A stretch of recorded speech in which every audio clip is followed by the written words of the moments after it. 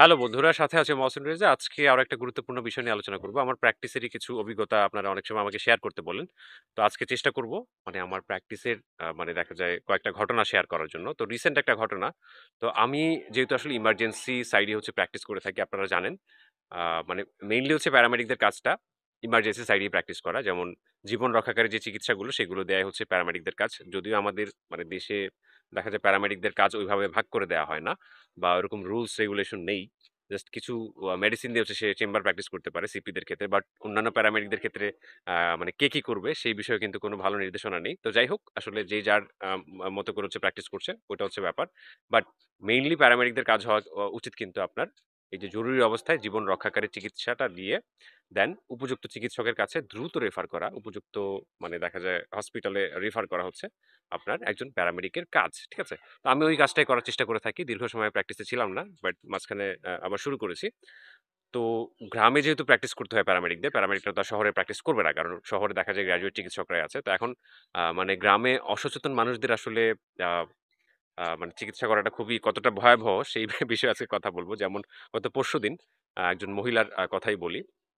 আ তার মোটামুটি স্ট্রোকের সিম্পটমই দেখা গেছে। যে তার আ দেখা যায় যখন আমাকে ডাকলো, আমি যখন গেলাম, তো দেখলাম যে তার বিপিটা ফল করেছে। বিপি একদম নেই। দেন হচ্ছে অনিয়মিত হার্টবিটও হচ্ছিল। পাশাপাশি আ তার মানে প্রচন্ড মাথা ব্যাথা। হুম? মুখের এক পাশ দেখা যায় একদম আলগা হয়ে যাওয়ার মতো, মানে খুলে যাওয়ার মতো অবস্থা হয়েছে তার। পাশাপাশি দেখা যায় বা ডান হাত, ডান পা সে নাড়াতে পারছে না। দেন ঝিমঝিম অতিরিক্ত করছে এরকমটা। তো সেই মানুষ যারা হচ্ছে মানে তার আত্মীয় বা তার যে হাসব্যান্ড, তারা বলছে যে তারা কোনো একটা কবিরাজের কাছে নিয়ে যাবে। আপনি দেখেন কোনো ব্যবস্থা করতে পারেন কিনা। তো চিন্তা করতে পারেন মানে অবস্থাটা কতটা ভয়ংকর, কতটা আসলে গ্রামের মানুষ অজ্ঞ। তো এদেরকে আসলে কে বুঝাবে এই বিষয়গুলো? তো চেষ্টা করলাম যে আসলে দেখেন এখন দেরি করলে সমস্যা হয়ে যাবে। কারণ আপনার স্ত্রী হচ্ছে কথা বলতে পারছে না, কথা মুখে জড়িয়ে যাচ্ছে। এটা একটা বড় সমস্যা। পাশাপাশি দেখেন তার মুখের একপাশও ইয়ে হয়ে গেছে। তো তারা আমাকে বলল যে ওকে জিনে ধরে মাঝে মধ্যে। তো কি আর করা? পরে বা একজন ডাক্তারের সাথে যোগাযোগ করে দেন কথা বলেই হচ্ছে আমি মানে সদরে রেফার করলাম। কারণ যত দেরি করবে ততই মানে সমস্যা কিন্তু বাড়তে থাকবে। কারণ স্ট্রোক জেনারেলি হচ্ছে ২ ধরনের হয়। একটা হচ্ছে হেমোরেজিক আর একটা হচ্ছে ইসচেমিক। ২ টার চিকিৎসা আবার ২ রকম। একটা হচ্ছে মানে অক্সিজেনের স্বল্পতার কারণে বা দেখা যায় আ যেটা হয় সেটা হচ্ছে ইসচেমিক স্ট্রোক। ঠিক আছে? তো সেই স্ট্রোকটা হলে এটার চিকিৎসা একরকম। দেন আবার যদি মস্তিষ্কের রক্তক্ষরণজনিত হয়, মানে মস্তিষ্কের যেই নালীগুলো দিয়ে হচ্ছে রক্ত চলাচল করে থাকে, সেই নালীগুলা ব্লক হয়ে বা কোনো ক্লট জমে দেন সেটা যদি আপনার পথ অবরুদ্ধ করে রক্ত মানে জমিয়ে দেয়, সেই ক্ষেত্রে কিন্তু মস্তিষ্কে রক্তক্ষরণ হয়। তো সেটার চিকিৎসা একরকম। জেনারেলি মানে রক্তের স্বল্পতাজনিত কারণে যদি ইয়ে হয়, আপনার দেখা যায় স্ট্রোকটা হয়, সেই ক্ষেত্রে খুব সহজেই রোগীকে বাঁচিয়ে তোলা যায়। তবে আগে যেটা করতে হয় সেটা হচ্ছে একটা সিটি স্ক্যান। কারণ স্ট্রোক পেশেন্টের ক্ষেত্রে কিন্তু ডাক্তাররা ইমিডিয়েট কোনো চিকিৎসা দিতে পারে না।